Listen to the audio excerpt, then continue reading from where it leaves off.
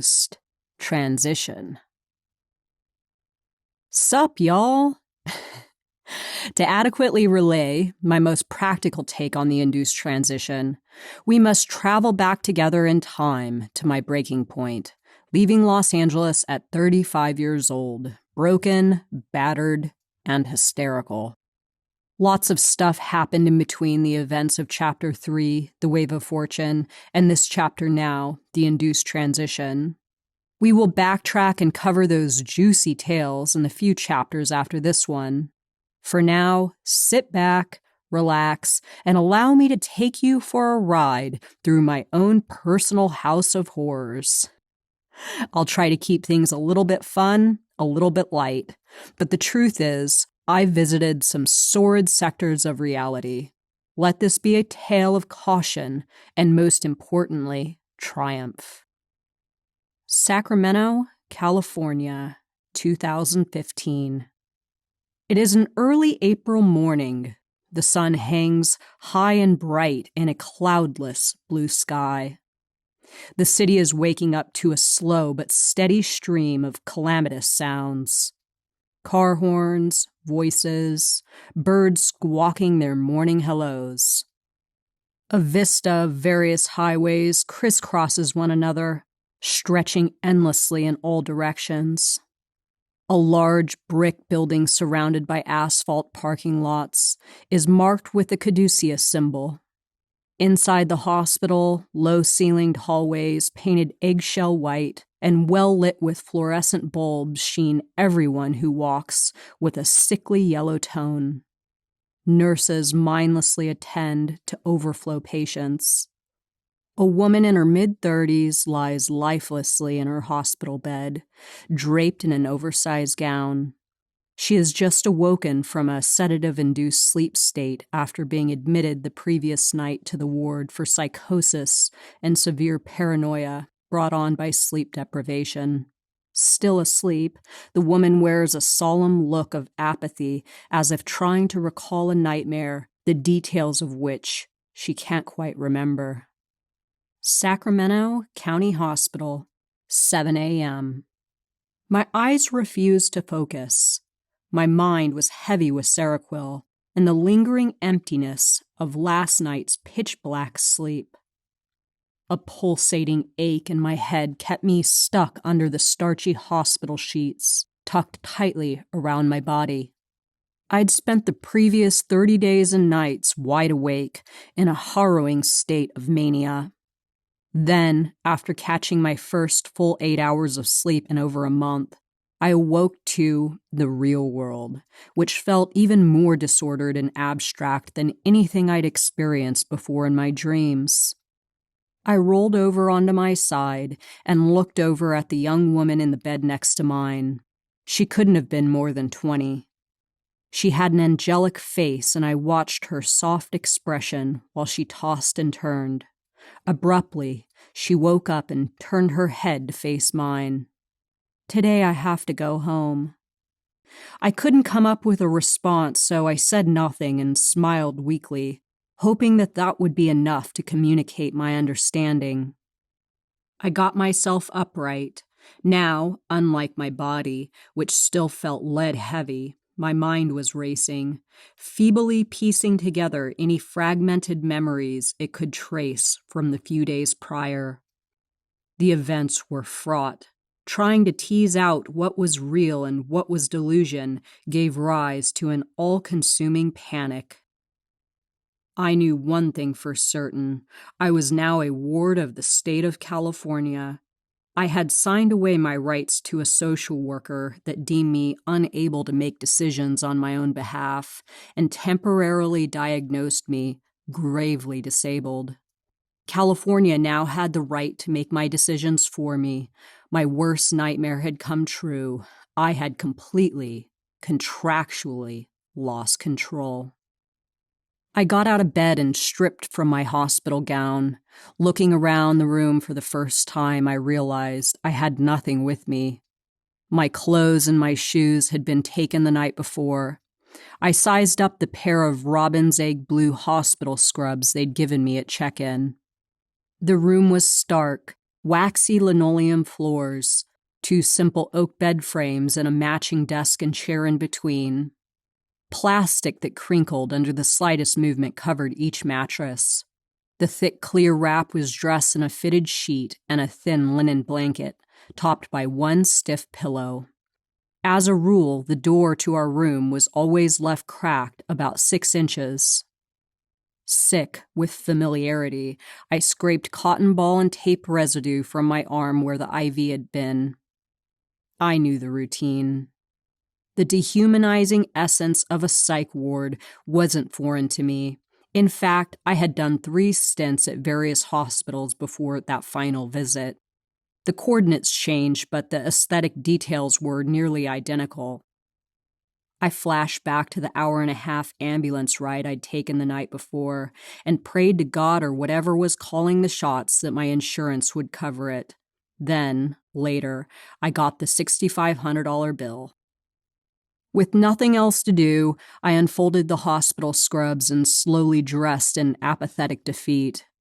Then I sat on the edge of the bed, having exhausted myself with the task, and no energy left to concern myself with what to do next. "Are you happy to be going home today?" I asked my angelic-faced roomie, feigning sweetness and trying to act casual, like it was all so normal. She looked at me blankly, and my imagination began to run wild with visions of what they'd done to her. Maybe she'd undergone a lobotomy, shock therapy. Why wasn't she talking? Hello, anyone home? But I knew the reality. She was just really, really sad. I gave up on trying to engage her, but after a couple of minutes of silence, she started talking. The husky timbre of her voice startled me. She immediately struck me as someone who'd seen some shit, maybe a ghost, maybe worse. She looked about 100 pounds overweight, like she was carrying the weight of the world. "My mom has the kid, but she's got to go back to work, so I have to go home. Anyway, the doctor said I could leave yesterday."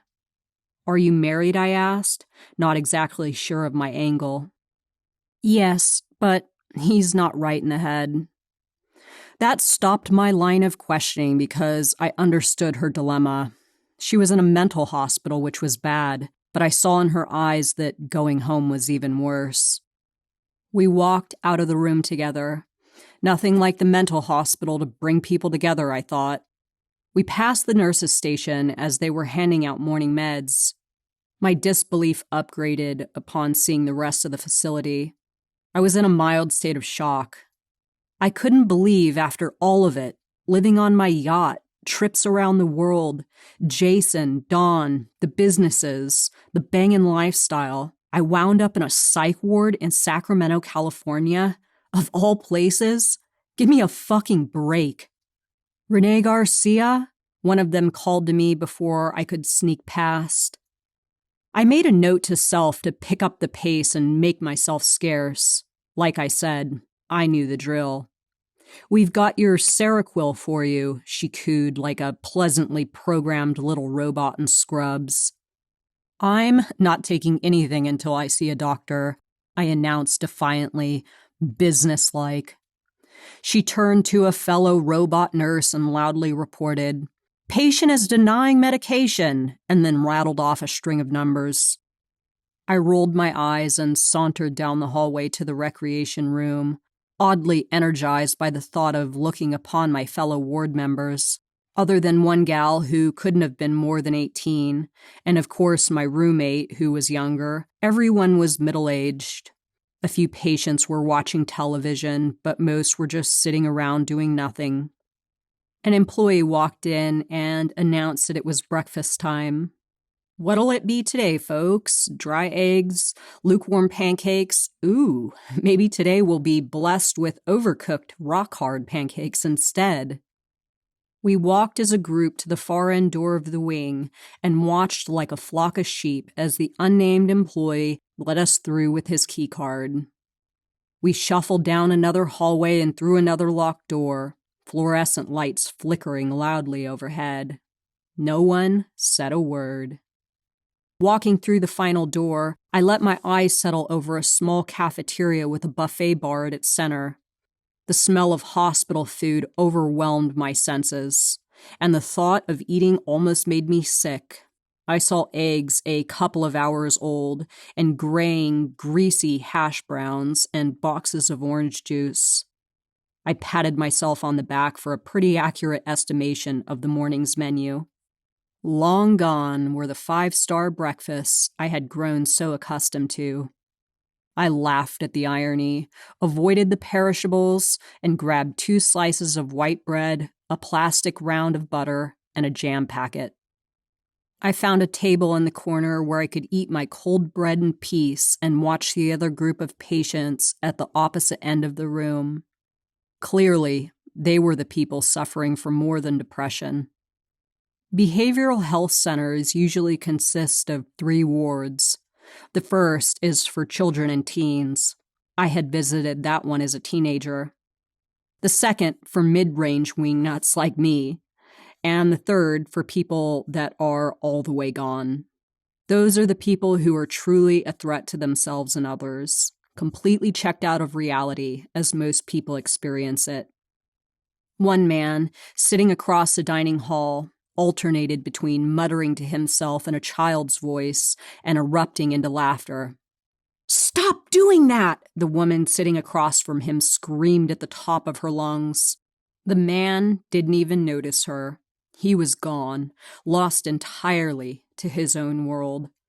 All I could think of to compare the scene to was One Flew Over the Cuckoo's Nest.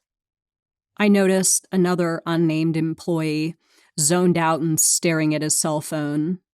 "Okay, everyone, it's time to go back." He looked up sharply, snapping back to his reality like an alarm had gone off in his brain, reminding him to do his job. He and the others shuffled out a set of double doors, and I, having finished my breakfast of champions, went back for an orange juice. I noticed my roommate then, sitting with the rest of the flock, not eating anything, just crying. I knew exactly how she felt. I asked the employee escorting our group if I could go back to my room. The drugs were still circulating, and I just wanted to sleep.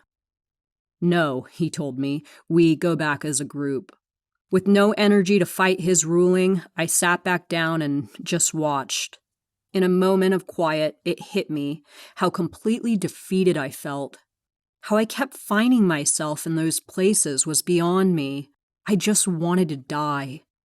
I knew I could never go back to Los Angeles, but struggled to think of where else I might go. I reminded myself that I had plenty of money, so at least I wasn't returning to poverty. But there I was again, level number 1. Some time passed and we shuffled, as a group, back to the ward from whence we came. I split off, making a beeline for the nurse's desk to ask when I could see the doctor. I was told he'd be in shortly, and that I was second in line. I waited in the rec room with little to think about and even less to do. No cell phone, no cigarettes. My mind was uncharacteristically blank, and I felt like I was floating. It wasn't entirely unpleasant, but it was pointless. My entire being felt pointless. I was dissociated from my environment, paralyzed by the surreality of it all. After about an hour of that, a nurse alerted me that it was my turn to see the doctor. I was directed to what looked like a conference room with a big table and a bunch of chairs crowded around it. The doctor introduced himself. He was just some hipster, nerdy-looking guy about my age. I thought to myself, oh my God, and for my final act, I'll be assessed by a dude I probably would have matched with on Tinder. I sat down. Whatever. Let's fucking do this. Sacramento County Hospital, Conference Room A, 12 p.m. The guy looks like he's playing doctor. He's got the white coat, the round frame glasses, and a long chin-strap beard. "So, what brings you in here, Renee? I see from your chart that you've been admitted under the diagnosis gravely disabled. Would you mind telling me a little bit about what's been going on?" I am immediately agitated. What a stupid question, I think. He obviously knows why I'm there. The guy has my chart after all. He probably knows more than I do. But I collect my thoughts and will myself to play his little game, whatever it'll take to get me out. I was at Kaiser for a day while they were trying to figure out what to do with me. But then they came to the conclusion that they couldn't send me home, so an ambulance brought me here. My words felt like mud. Formulating thoughts was like wading through sludge. "Why do you believe they couldn't send you home?" he continued, assured by his own doctorly performance. Well, the doctor told the social worker that I was a danger to myself because of my lack of sleep. "How long has it been since you last slept?" "A full night's sleep, probably 30 to 40 days at this point." "That's a long time," he replied, nodding his head. "Oh, is it, Doc? No shit. Tell me more," I thought. I shift uncomfortably in my seat, wondering why I thought this time would be any different than the previous times. I had no faith in the mental health care system. "So you just lay in bed at night?" I try to be honest and explain to him that yes, I lay in bed at night and that right before I start to fall asleep, what feels like a bolt of lightning hits my brain. "Can you describe that a little more?" he asks. I experienced it once when I was younger, maybe 14 years old. My parents put me on a bunch of psychiatric meds. It's like my brain is having an allergic response to sleep or something. It's hard to describe. I'll get myself to the point of exhaustion and feel like I'm going to go to sleep, but then a lightning sensation hits me hard, and my heart starts beating out of control, and I have what feels like a total fight or flight response. Just talking about it stirs up terror in me. "Are you taking any medications right now?" I shake my head no. "Can you tell me a little bit about your life right now?" I tell him about Los Angeles, my business, and my recent breakup. I brief over the autoimmune issues that have dominated my world for the past few months. "So you mentioned having been on medication before. Have you been hospitalized before?" He interrupts my soliloquy. Quite rude, I think. I was just getting to the good stuff. I nod my head yes.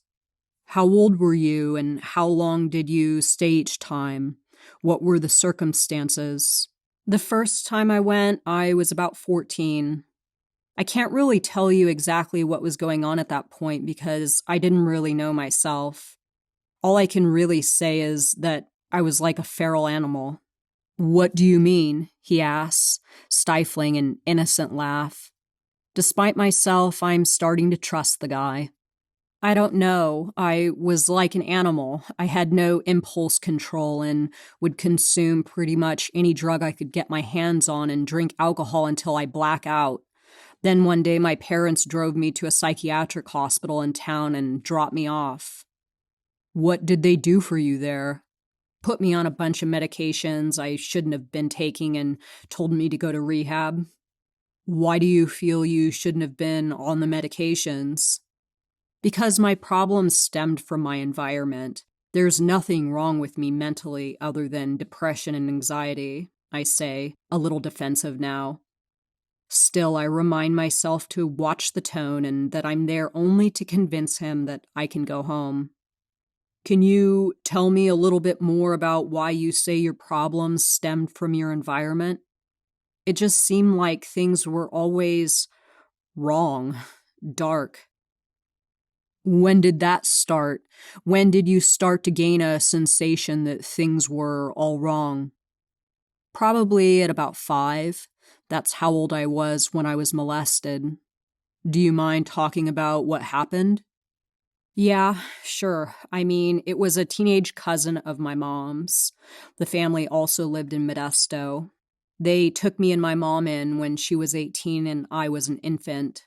I'm holding back tears now. I've told this story to plenty of doctors, and it never does anything to change my circumstances. The actual being molested part wasn't really even the worst part of it, I said. What was the worst part? Everything that came after it, I guess. I left the room where it happened. I walked into the living room where my mother was with her aunt and told her what happened. She told me it was probably just an accident and to go back to the room. Wow, he says, raising his eyebrows and taking notes. How did that make you feel? Well, I was 5. What 5-year-old knows how to reconcile something like that? So what happened after that? Sometime later, a puppet show came to my school to talk with us children about child abuse. At the end of the show, one of the puppets told my class that if we needed to tell the puppet anything, a secret we were asked to keep or anything like that, they'd be waiting for us after the show to listen. I laughed a little, thinking back to the poor puppeteer who'd been assigned the unfortunate job of listening to our tales of molestation and abuse while his coworker quietly dials Child Protective Services. Modesto has one of the nation's highest molestation and incest rates per capita in the U.S. It is charmingly referred to as molesto. So, did you tell the puppet? The doctor asks, pulling me back to the present. Yes, I told the puppet. And what happened after that? Child Protective Services showed up at my house and told my parents what I'd said to the puppet. I remember they arrested and charged the cousin, and I remember being at the county courthouse. I also remember someone coming into the room we were all waiting in to tell us that the cousin had admitted to what he'd done. How did that feel? Like shit. How so? Can you elaborate? I could tell my mother was really irritated with the whole situation, like she'd saw my disclosure as an inconvenience. I was sure at the time that I'd done something wrong by telling the puppet. Those are mature thoughts for a 5-year-old.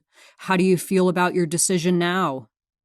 Well, I mean, I can't go back in time and take it back now, can I? Irritated again. Why does this feel like an interrogation? Do you wish you could?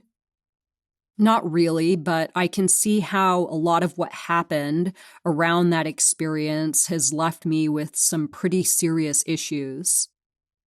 Can you elaborate on that? Oh, for crying out loud, I thought. More of this? Seriously? How many times do I need to rehash this shit? Over 15 years of therapy, and I'm still here? In short, I tell him, trying to control the sarcasm in my voice, I became a magnet for more sexual abuse. I recreated the trauma. I looked for the wrong things in the wrong people. I always feel like an inconvenience. I always feel unwanted. Everything since that experience has gone straight to hell. He only stares as I continue. I started acting out in school. I got suspended in the 1st grade, which is when the problems really started. Suspended in the 1st grade, huh? I've never heard of someone getting suspended so young. The principal told me in his office that he'd never had to suspend a 1st grader. I'm trying not to boast, but it is pretty fucking funny. Why'd you get suspended? Do you remember those squeeze-it drinks? Little soft plastic bottles you'd bite the top off and squeeze to suck the liquid out? I took one into the bathroom, filled it with water, and squirted the water to hit the overhead light bulb, which exploded as soon as the water hit. I went around the bathroom and blew each light bulb until the room was completely dark. Then I went to the next bathroom, and the next. Then I took a mouthful of water back with me to the classroom and walked over to a boy who made fun of me and spit the water all over his face. The doctor didn't even crack a smile. What a buzzkill. Mic tap, is this thing on? What were the years like after that? I stayed at home and took care of my siblings because my parents were at work all the time. I started running away from home at 12 or 13. Then I learned about drugs and obviously started taking them. I guess it just got worse and worse and worse. Drugs really were my saving grace during my adolescent years. I'm not advocating for getting high to deal with your problems, but at the time, raw dog in my day-to-day reality would have been much worse. My first experience with drugs was dropping acid at school in the 7th grade. By 8th grade, I was smoking meth.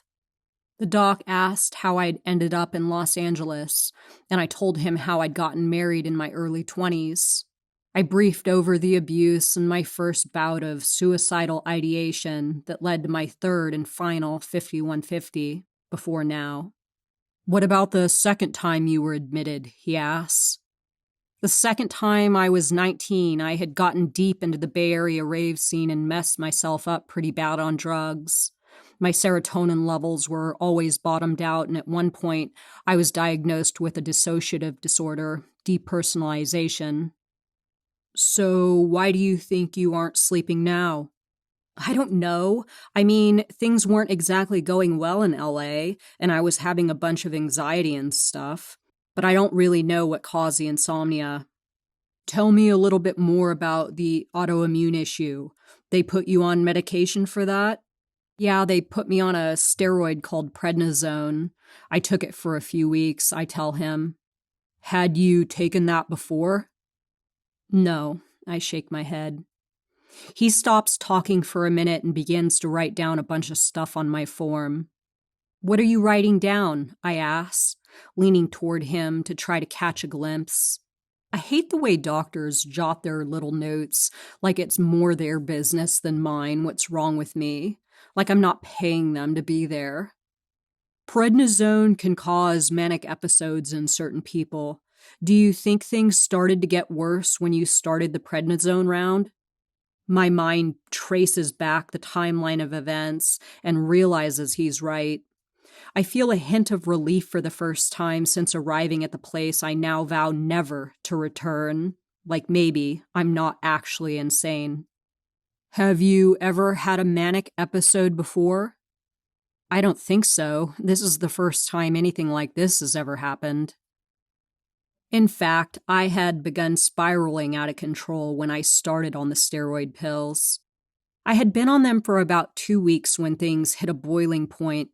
Back in the conference room, the doctor had gone on to ask if I felt okay to leave, and if I felt like harming myself or anyone else. I said no, which was only mostly true. He scribbled some more notes on his legal pad and told me to stay on the Seroquel until I pulled all the way out of the episode.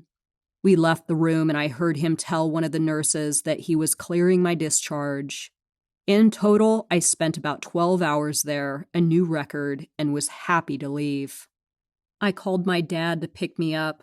He'd always been the one to do the hospital pickups and drop-offs throughout my life. When I entered a rehab facility in Port Hueneme at age 14, he was the only one who came and visited me. The nurse, who had loudly announced my denial of medication less than 3 hours prior, unlocked the double doors separating the world from the ward. My shoulders relaxed, and I exhaled at the sight of my dad, nervously joking around with the admissions clerk. And I realized I had been holding my breath since arriving. My dad's tendency to make inappropriate jokes during awkward or difficult moments was dear to me. It was a coping skill I had adopted myself. We drove home from Sacramento to Modesto, making small talk along the way. He asked what my plan was, and I told him I thought it would be best if I went up to my grandma and grandpa's house in Oregon for some downtime. He agreed it was a good idea. The induced transition concept clicked for me the very first time I heard it in the Reality Transurfing Space of Variations audiobook.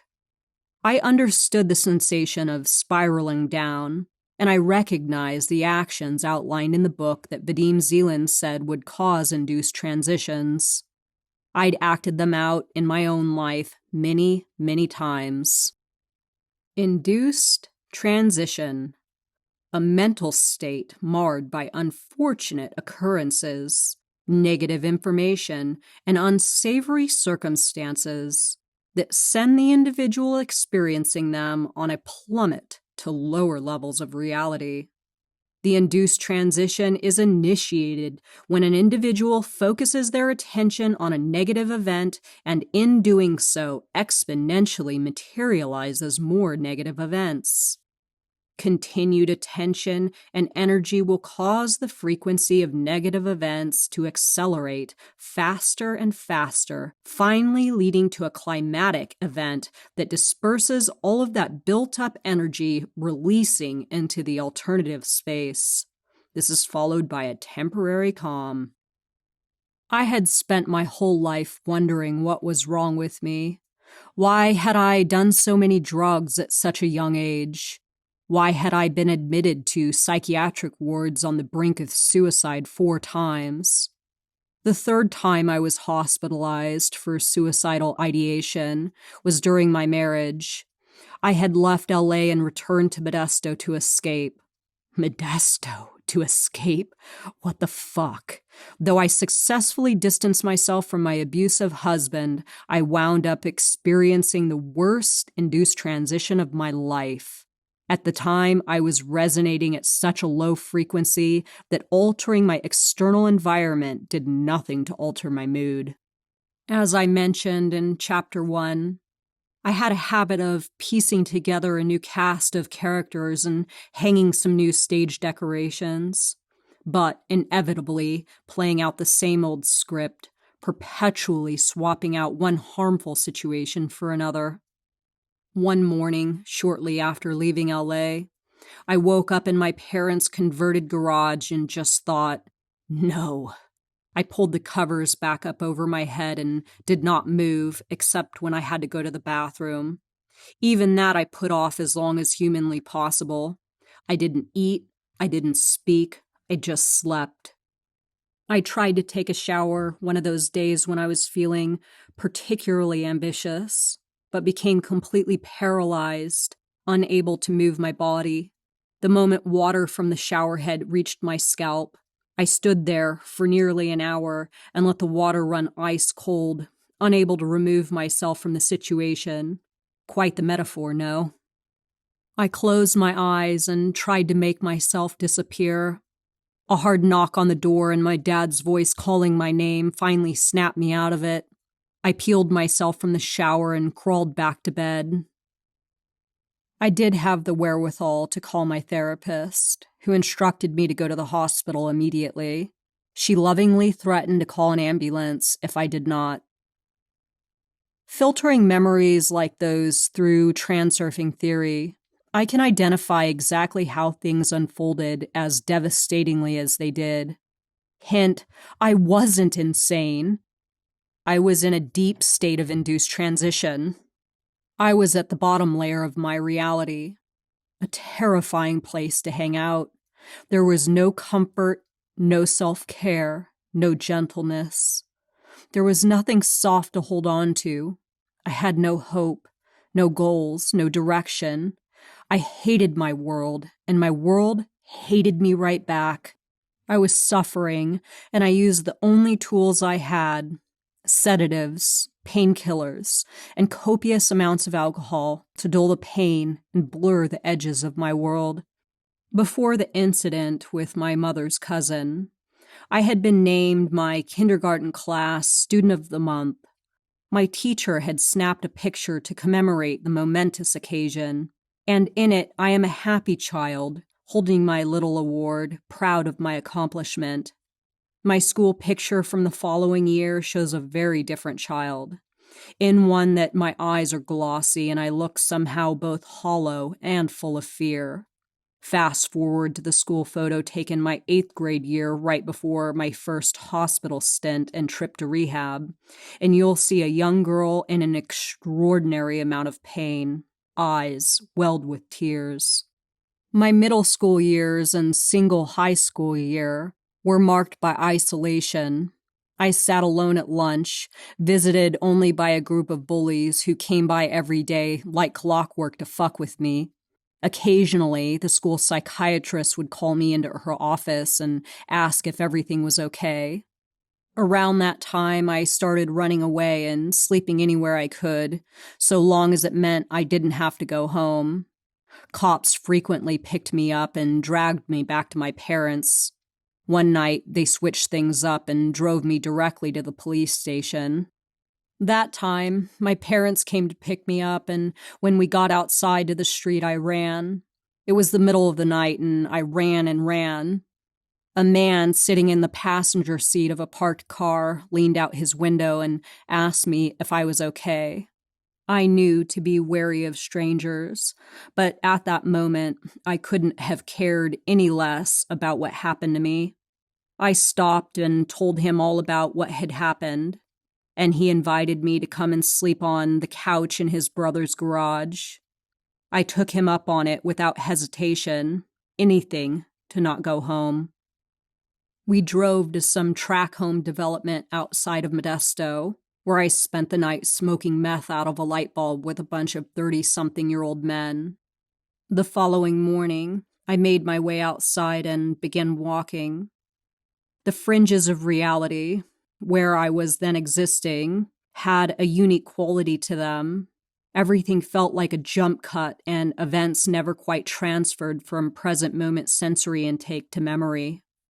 That's how it felt anyway, when I found myself at a gas station asking early morning commuters for help. I knew in my heart that there was a threat everywhere and no one was safe. I had no time to process. I was living in reaction. An older woman finally agreed to drive me home, and when I walked in the front door, I immediately had a seizure in front of my little sister. Looking back, those men could have raped and killed me, and no one would have known. When I see missing posters of young women, I think of that night. My earliest memory is of my biological father breaking down a door to get at my mother, who was holding me and cowering on the floor. Fear, the sensation that dominated my world for the first 25 years of my life. So, why am I telling this story? What is the correlation between trauma and reality creation? Does any of this actually help anyone? It does, powerfully. Whenever someone reaches out to me and begins our time by telling a dark story, I congratulate them. See, the alternative space holds a vast spectrum of variables, from the darkest hues to the most brilliant colors. I have seen this modality transform people in amazing ways, and have learned by working with others that the person who has visited the lowest layers of reality holds the strongest innate ability to access the highest layers. Picture our capacity for experience as fields of space that expand both up and down, mirroring one another in depth. The dark and light expand in equal proportions. Those who access their lowest level 1 reality gain the ability to swing just as high in the opposite direction. And no, I am not talking about manic swings. I'm talking about access.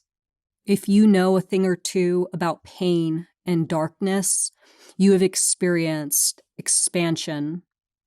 If you've ventured so deep into pitch black that you've glimpsed the end of the road, you hold the ability to travel just as far to the opposite end of the spectrum. I have experienced this firsthand. Deep into the darkness peering, long I stood there, wondering, fearing, doubting, dreaming dreams no mortal ever dared to dream before. Edgar Allan Poe. Like myself, most who find their way to the transurfing modality have been visited by darkness. But where I was once lost, now I am found. These stages of my life are difficult to revisit. In fact, I've not been looking forward to writing this chapter. I wrote all the chapters for this book in sequence, except for this one. I held off on writing it until the very end because I was concerned about getting stuck in a low frequency and losing the momentum I knew I'd need to complete the process. I have the tools now to pull myself out of dark places, and this book will equip you with these tools. But the familiar emotions brought on by this chapter and the intensity they still elicit could have been extremely detrimental to my well-being. That said, I believe in the power of storytelling and am committed to letting people coming to this modality know that you can have a fucked up past and transcend it using these concepts. A misguided theory I held on to for years was that I had to fix myself before I could go about learning how to enjoy life and do the things to improve and expand my reality. I realized after working with these concepts for a while that the process of self-improvement actually works the other way around. It was improving my life and expanding into the things I love, and that fixed me. I started going to therapy when I was 18 years old, and I stayed connected to a therapist until I was nearly 35, until right before I found Reality Transurfing. I'm not undermining the benefits of talk therapy or discouraging anyone from going through the process. For me, however, things didn't start tangibly shifting until I found and implemented this knowledge. Reality Transurfing helped me connect with everything I needed and helped me make sense of what I had been through in my past. What happened to me as a 5-year-old, the events that transpired after, my feelings of not belonging to this world, being denied nurturing from those who were able to give it, drug use, depression, anxiety, dissociative episodes, more sexual abuse, an abusive marriage, all the trauma that accompanied my decades-long induced transition, all of it began to make sense. When people come to me with extreme stories of induced transitions, I try to communicate from a place of understanding. I share how my personal experience taught me that sometimes hitting a very low bottom is the only thing that wakes us up to wanting something higher and better. This is exactly how it happened for me. I woke up in the hospital that morning after being admitted for the prednisone-induced mania and sleep deprivation and decided never again. That was the first time I'd reacted with such certitude. The times before, I'd simply used the experience to confirm my victimhood and then slip back into my well-worn woe-is-me routine.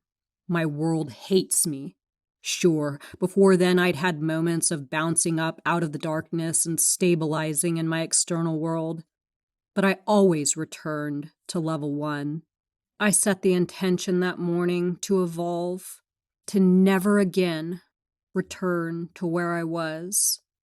I couldn't envision something higher and better for myself at that point, but I knew that I couldn't continue living the way I had. Before I left from my grandparents' house in Oregon, I sat on my parents' patio, smoking cigarettes and watching Bob Proctor. I have no idea how I first came across one of his videos. At the time, most of what he was saying struck me as ambiguous in nature and unhelpful. But one thing did come through, the concept of shifting your paradigm. I didn't know what it meant. I had no experience with spirituality, self-development, or self-help, but something stuck with me. At that time, I'd never heard any of the names that are now familiar to me within the reality creation world. It was all totally foreign, but shift your paradigm resonated. A couple of months later, I saw the 2 words, Reality Transurfing. They had an almost 3D quality to them. I felt them in my body. I read over a short paragraph on Wikipedia, which is now long gone, and that led me to the audiobook, The Space of Variations. I entered a process of connecting the dots that seemed to unfold without much effort on my part. I listened to that audiobook on repeat, and each time I felt shaken by what I had heard. The ambiguity that had plagued me since childhood around why I'd suffered to such an extent evaporated into the broad, overcast Oregon skies. Reality Transurfing. The two words orbited above me, extending down a rescue line that broadcasts, "This is it, Renee. You can do it." I used my level 1 experience as a springboard. I jumped, grabbed the line, and pulled myself up.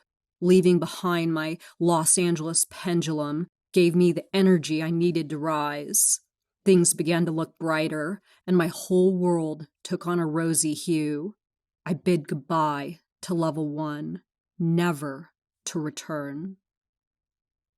Let me reiterate here that we have infinite realities available to us, that the external world corroborates our theories about which of them are available to us, and that our world responds uniformly to all our theories, whether we've created them intentionally or unintentionally. Did something happen to you as a child that was outside of your control? Did this event connect you with more information that resulted in the formation of a new theory? Did that new theory then align you with even more undesirable events? Work backward through the events of your life and connect the dots. It is true that we spiral up or we spiral down via the theories we establish, and that our world is always merely nodding its head in agreement. But we're not born enlightened. So if you're looking back now to time spent suffering as a child, a teenager, a young adult, don't be hard on yourself. You are aware now. You hold the control now. You get to determine your direction now. The reason I was not looking forward to writing this chapter, outside of the obvious discomfort inherent in revisiting trauma, is because ruminating on past events does not help my layer of reality today. In fact, I only recount my grimier past experiences nowadays when I think they might potentially benefit someone else. I consider the events in this story to be mere chapters in one volume of a series of books. Our lives are bigger than its darkest chapters. To these chapters, I say thank you for all you've taught me. I place the book containing them back up on the shelf and only reopen it when it may benefit another's transurfing journey. My memories don't pain me much anymore. I've done my best to release blame and resentment. I've released those who were responsible and cast them out of my layer of reality. My life is my own, and I decide who stays and who goes. I do not allow people who reinforce my old theories of self into my world, theories that I deserve inferior treatment or that I am fundamentally broken.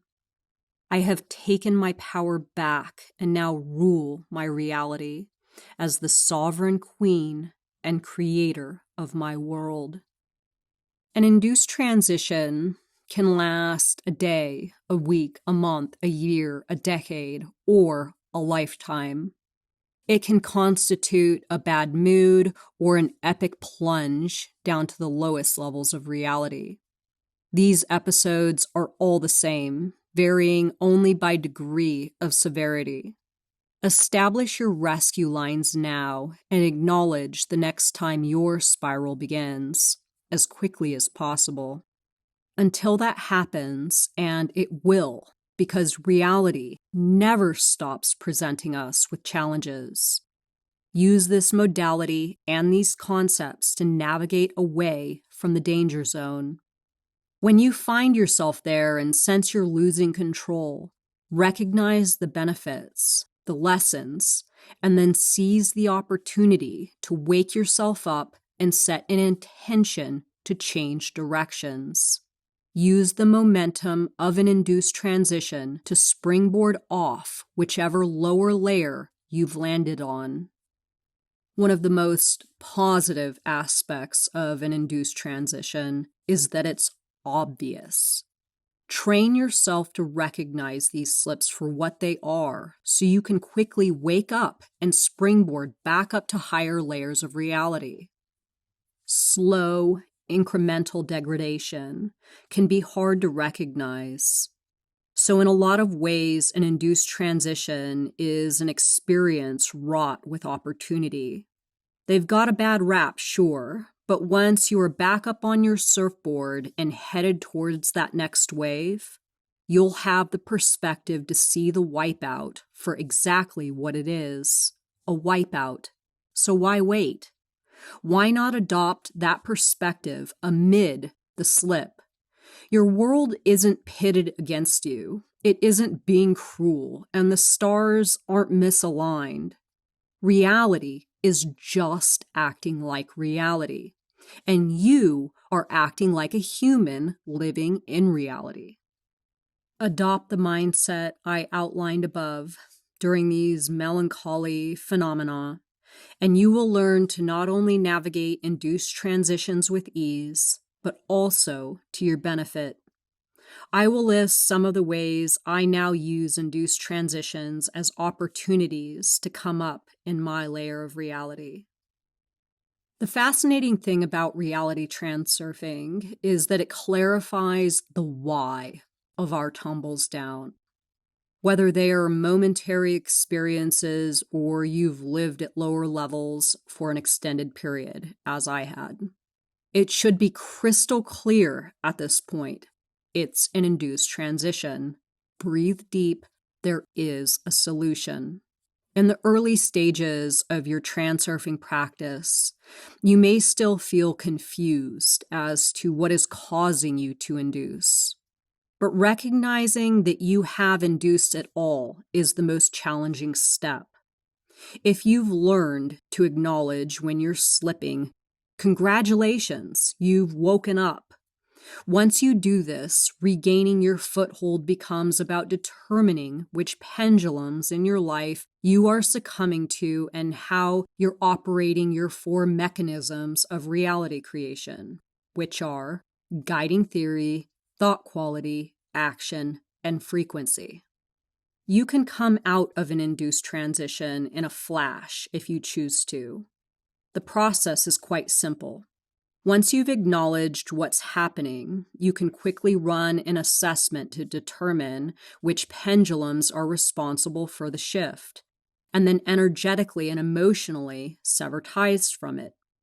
You may be thinking, yeah, okay, easier said than done.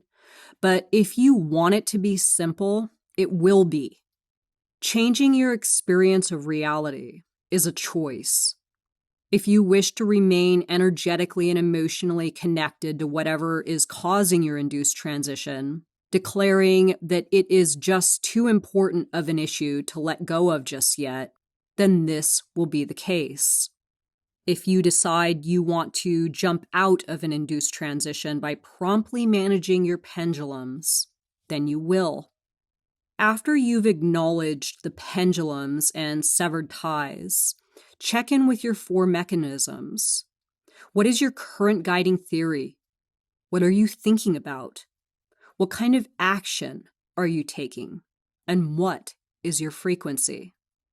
If you're sitting at home thinking about how much life sucks, moping about, drinking alcohol, eating low-quality food, if you haven't cleaned your house or showered in days, well, there you have it.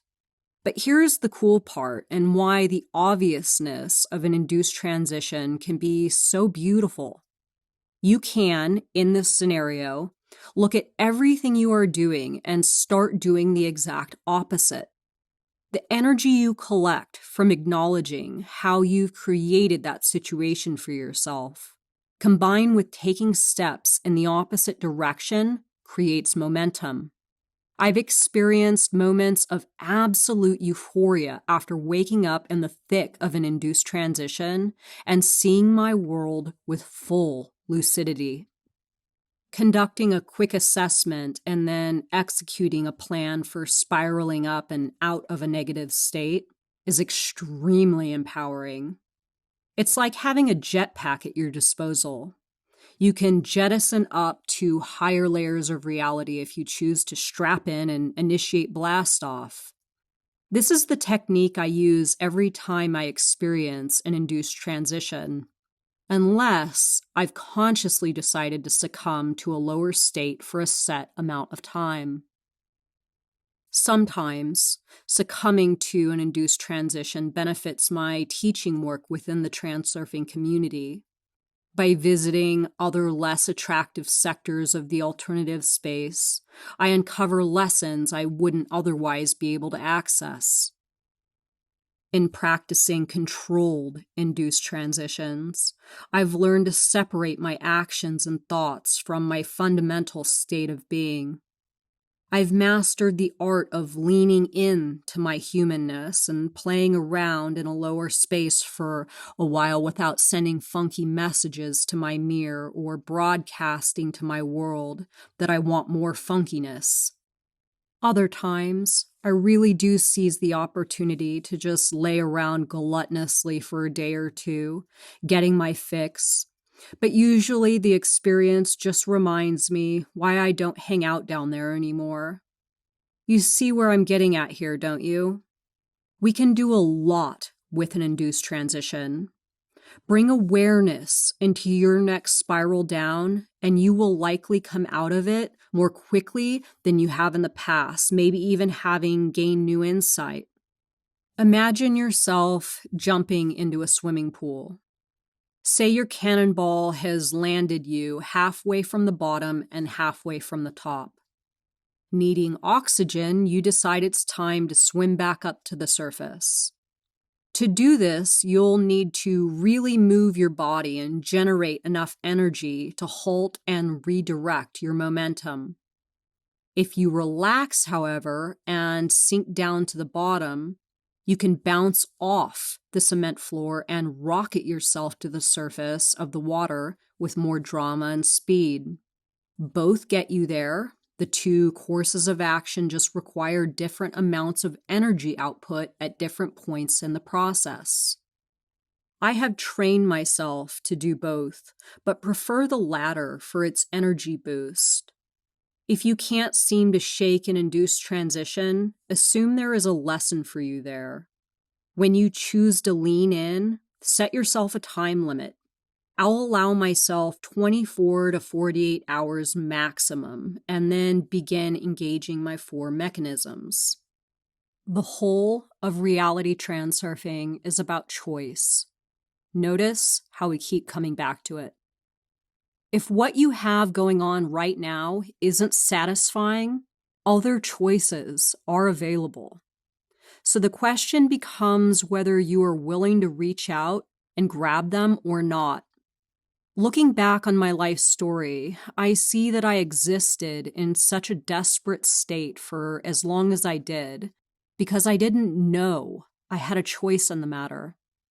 I do not take my ability to choose for granted now. I have a magic wand in my hand, as do you, and at any point I can choose to transform my layer of the world.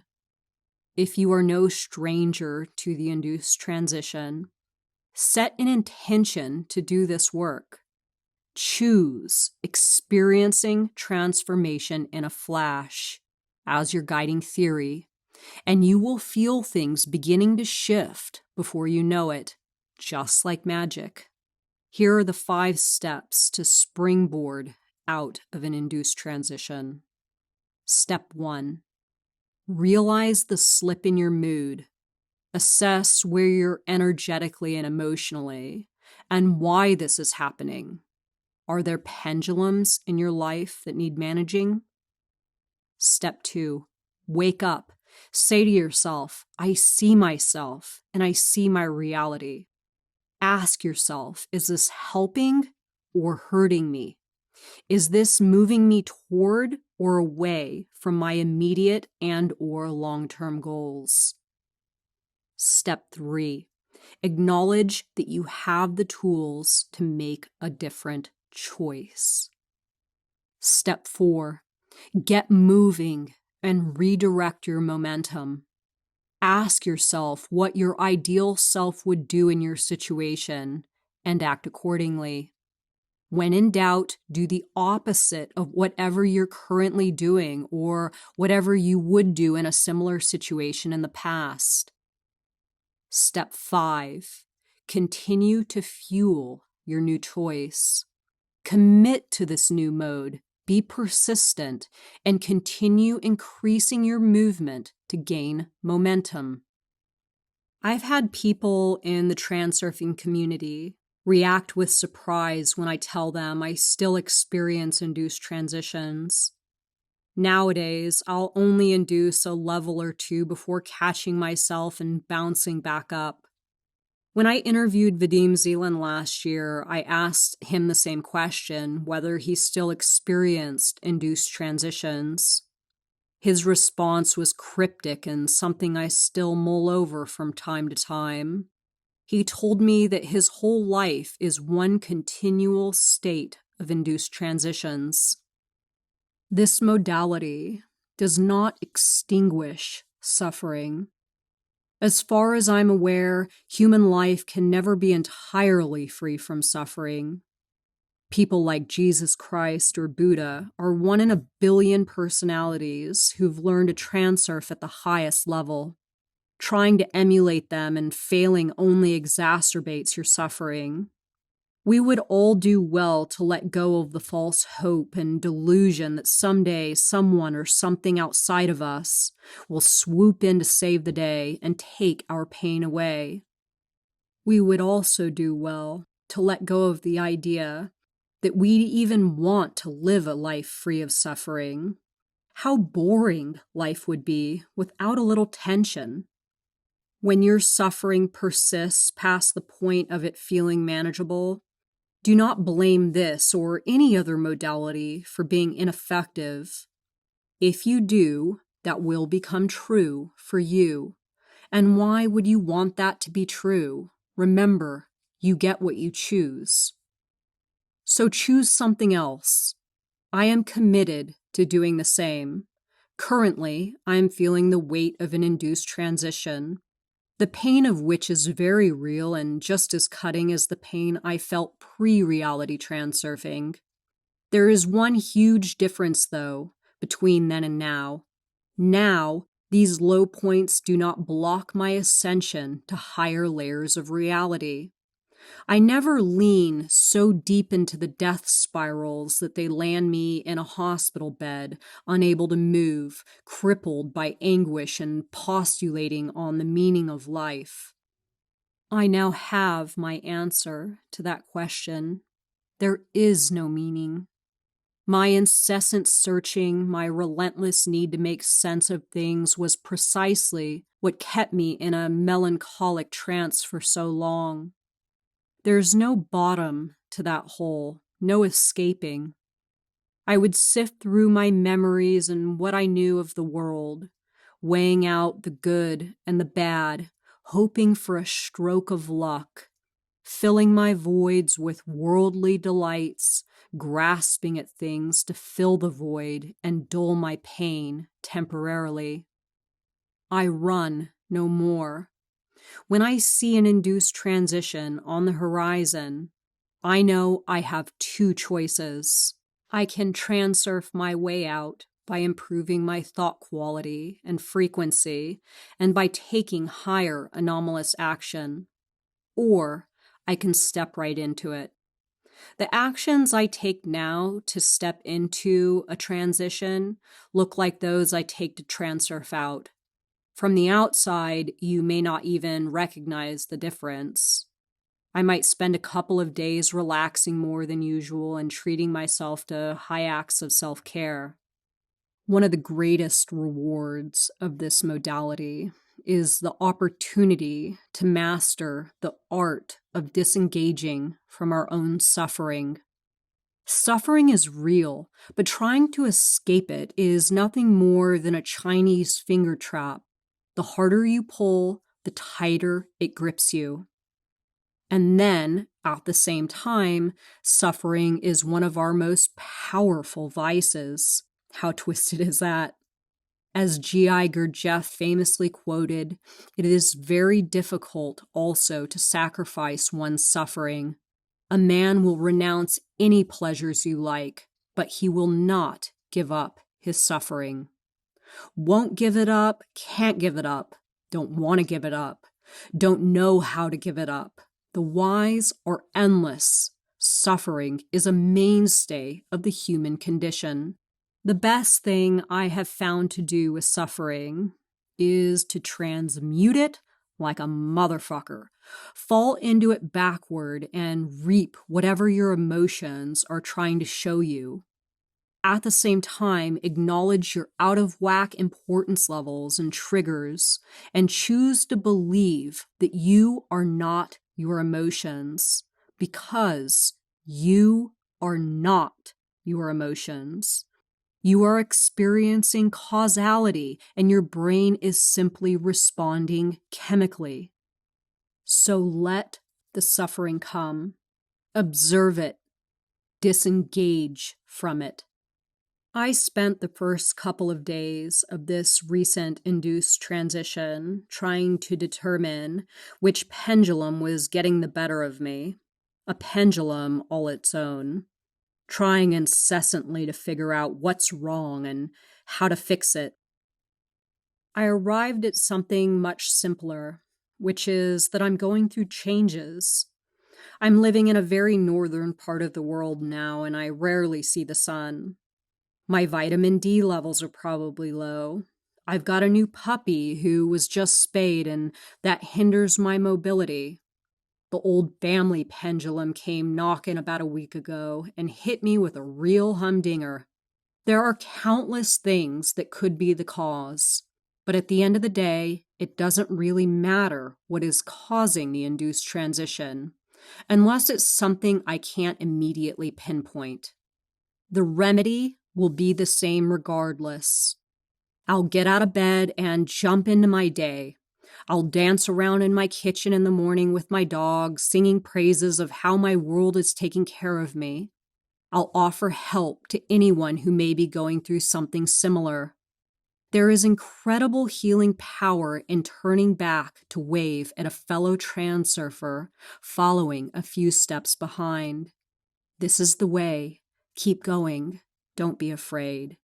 You are not alone. The dark days are only one part of this big, expansive dream we call reality. The illusion is born out of your mind, highlighting negative material, events, and circumstances. That's it. No big deal. I'll set an intention for myself to take anomalous action. I'll plan an act of self-care and reach out to a couple of friends to see how they're doing. I am not my suffering. I am all the other things I have chosen for myself. I am a survivor, a genius, a maverick, a leader, an action taker, a fucking badass. I am a queen. If you are struggling today, take action. Even if that just means going for a walk in a new part of your world you've yet to discover. Literally. Turn left instead of the right you usually take at the stop sign. Anomalous action means doing something that is wildly un-you. Transmute the suffering by turning it into art. You are the artist of your world, the creator of your own reality. I started re-listening to the audiobook a few days ago, and even after 7 years of practice, the transurfing modality rattles me to my core. Every word of this knowledge is true if you choose to believe as much. There is always a way out. Still, cultivating a practice to maintain your frequency and continue functioning highly within whatever undesirable state you may encounter is your golden ticket. Let's get into a little theory to round out this chapter, shall we? Visually, Succumbing to an induced transition looks like laying down on your surfboard and floating off to sea during a storm. You are not surfing the waves, but rather getting tossed by them. In this state, you are failing to recognize the abundant goodwill, prosperity, and auspiciousness that always exists in your layer of reality to be recognized. You are moving through reality with blinders, blocked by your own focus on suffering and misfortune. You may catch yourself excessively tuning in to disheartening news broadcasts, communicating negatively with loved ones and friends directly or passive-aggressively, or abusing your body with drugs and alcohol. Other telltale signs of an induced transition may be feeling sorry for yourself, giving your energy to resentments, trying to control other people and situations, or living in the past. In these states, you are buying into the belief that the world is degrading over time, that things are getting increasingly worse, becoming increasingly desperate. But they're not. This is just an illusion. In the previous chapter, we discussed the wave of fortune, which is a culmination of serendipitous and propitious circumstances, compiling and compounding exponentially. The induced transition is the exact opposite, a spiral in the opposite direction. It is a culmination of calamitous and foreboding circumstances compounding exponentially. I believe the reason I spent most of my life on level 1, indefinitely succumbing to deeper induced transitions, is because for many years there was legitimately no one in my reality presenting anything positive to me. Positivity was there. It always is, but I was not able to see it. I wasn't nurtured, and I wasn't obviously or even subtly encouraged to recognize the goodness in the world. I didn't have a single adult in my life asking me what I wanted to be when I grew up, supporting me or telling me I was special or pretty. If you similarly lacked the encouragement fundamental to positive development, let me tell you now that you are special. You are worthy, and you have an abundance of strength and power not yet tapped. The maternal side of my family were ragtag Okies who came out to work as fruit pickers during the Depression. We were, in spirit, the grapes of wrath. "We didn't have a pot to piss in or a window to throw it out of," I heard my grandmother say countless times throughout my life. We were poor American white trash, though my family members would all foam at the mouth in rage if they ever heard me say that out loud. They can't see how destructive their ideas about themselves and the world are. Neither could I, when I was seeped in them. Our day-to-day existence was constructed by shitty theories confirming themselves faster than you could say Dust Bowl into eternity. The world I grew up in is a living, breathing model of how much destruction an induced transition can cause. It's a shit vortex that sucks you in, a shit wormhole, if you will. The longer you succumb, the deeper in you go until you become completely unaware that another option even exists. This is where reality transurfing bears fruit like a motherfucker. You are given the power to stop the induced transition before they put you down or take you out. Whether you're in a momentary induced transition or one that spans generations, take this one simple step. The step is waking up. Declare to yourself, "There it is. I've been snagged by a pendulum," or "I've been caught by disproportionate importance levels," or "I'm suffering because it's the only thing I've ever really learned how to do." Gaining awareness of what you are experiencing is the work. Once you call out what's happening and see the situation for what it is, You can choose a new theory and go about activating your reality creation mechanisms to climb up from the lower levels. I had an experience that I'll now share, which illustrates the power of this knowledge. A few years back, I bought a home in Modesto, California, and returned to an old layer of my reality, one where I had experienced my own personal nightmares. I recognized how monumentally my perception had shifted when I arrived back in my hometown, armed with new self-esteem and the tools of reality transurfing. I was able to buy myself a gorgeous home in one of the city's few premier neighborhoods. I had a couple of beautiful classic cars, the dog I'd wanted since childhood, and I was in love. For the first time, all the pieces came together, and I felt full, alive, and creative. I was traveling around the world, delivering transurfing seminars and working to build what is now the International Transurfing Institute. I was doing it. I was living my premier reality. My partner lived in a house down the street from mine, and I spent most of my evenings with him. I became concerned for my house, which was sitting empty most nights, and decided to rent out a room. Through a friend of a friend, I got linked up with someone I believed would be the perfect roommate. Marlon was in his mid-50s, Jewish, an attorney from Detroit, just my type. My best friend is an older Jewish man, so I thought we'd get along swell. He shared a similar sense of humor and lifestyle.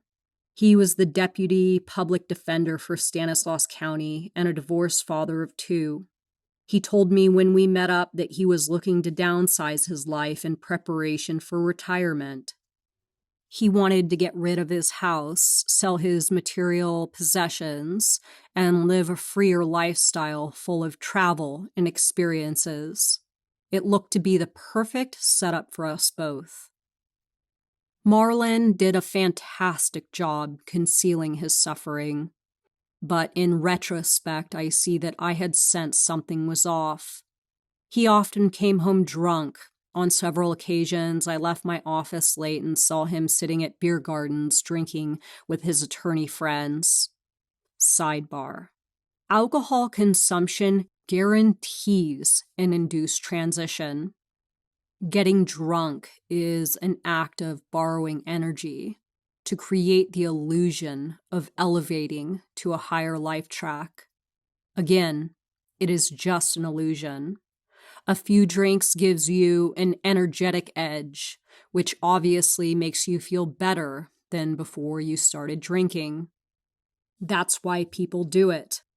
But ultimately, whether it's the next day or later in the night, you'll pay this energy back with interest. This is puking. This is the hangover. This is the shame. This is the lethargy. Same goes for drugs. We get high and drink to feel self-assured and euphoric, but it's all temporary. In the aftermath, you will find yourself lower than you were when you made the choice to chemically ascend. Marlon lived his life in this perpetual state of borrowing energy and paying it back with interest. One morning, he came out of his room with a massive gash on his head, 2 black eyes, and a brace holding his recently dislocated shoulder. When I asked what had happened, he mumbled something about falling at a bar. I knew this was total bullshit, but I also knew it wasn't my place to pry, so I let it go. Shortly thereafter, Marlon stopped going into the office and concealed himself in his room. All day, every day, for the next 2 weeks, I heard nothing but MSNBC leaking out from underneath his bedroom door. He snuck out only to get McDonald's or to buy a bottle of wine. He stopped going to the gym, going out with friends, or taking his 10,000-step walks. His entire demeanor changed, and he became unrecognizable. After a couple of weeks of this, he emerged one morning, done up in a suit and tie, and announced that he was attending a hearing which would determine whether his client was capable of standing trial. He had taken a job defending a man who, 2 years prior, had shot the Modesto County Sheriff execution style in the street after a 6-hour-long high-speed chase through the Central Valley. The sheriff was a week away from retiring. Marlon came back from his hearing and told me the trial date had been set. He went straight back to his routine of holing up in his bedroom and only coming out to buy alcohol or fast food. Meanwhile, Marlon's face was on the front page of every local newspaper. This was the hottest story in town. That Saturday, he knocked lightly on my office door and told me he was going to the store. I asked if he was doing okay and told him I was always available for a chat. He thanked me and left. Marlon didn't come home that evening, which was the first.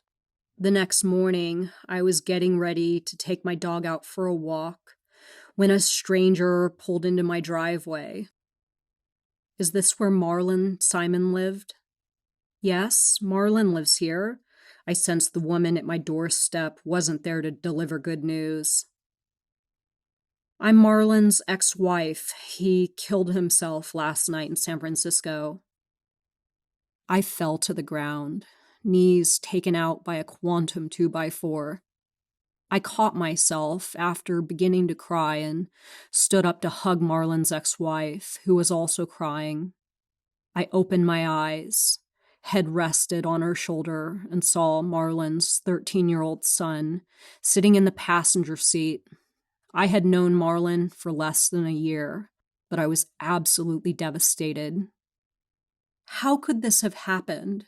Here I was, having the time of my life, bouncing around my world and dancing with my reality.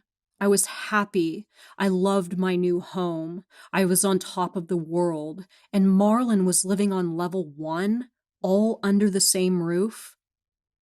Marlon had booked a single night at a hotel in San Francisco the morning he learned his client was set to stand trial. He decided to opt out of the trial pendulum entirely, I guess. The following Saturday, he took a swan dive off the hotel roof shortly after midnight.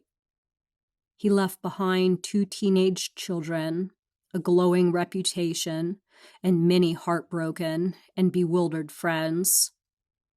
When my partner and I entered Marlon's room, we witnessed a small slice of the hellish reality he'd created for himself. I tried to respect Marlon's privacy and thus had no idea how bad the condition of his living space had gotten. The room was dark, the floors were covered in old fast food packaging, and the TV was on, still tuned to MSNBC.